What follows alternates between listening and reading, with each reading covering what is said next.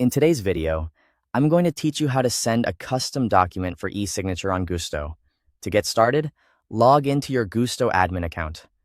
Make sure you're using an admin-level login, since this process requires access to company documents and employee distribution settings.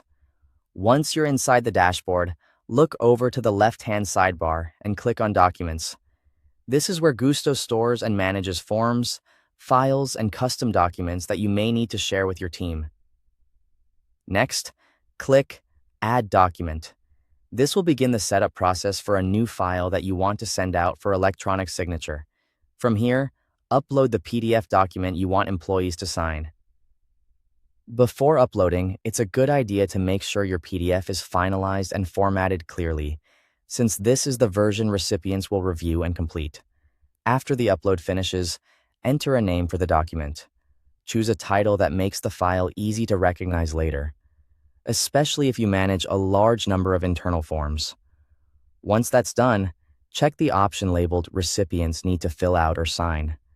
This is an important setting because it tells Gusto that the document requires action from the people receiving it, rather than simply serving as a file for viewing. Then click Continue.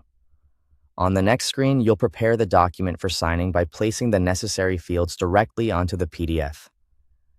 Drag and drop the required fields, such as signature, initials, checkbox, or text, onto the exact areas where recipients need to complete them. Take your time with placement here so the document is easy to understand and fill out. If your workflow also requires internal notes or fields that only an admin should complete, add any admin fields you need at this stage as well. When everything is placed correctly, click Continue again. Now you'll choose who should receive the document. Select the employee or employees who need to sign or complete it. This step is especially important, so double-check that the correct recipients are selected before moving forward. After that, review the document and recipients carefully. Make sure the file name is correct, the fields are in the right positions, and the right employees are included.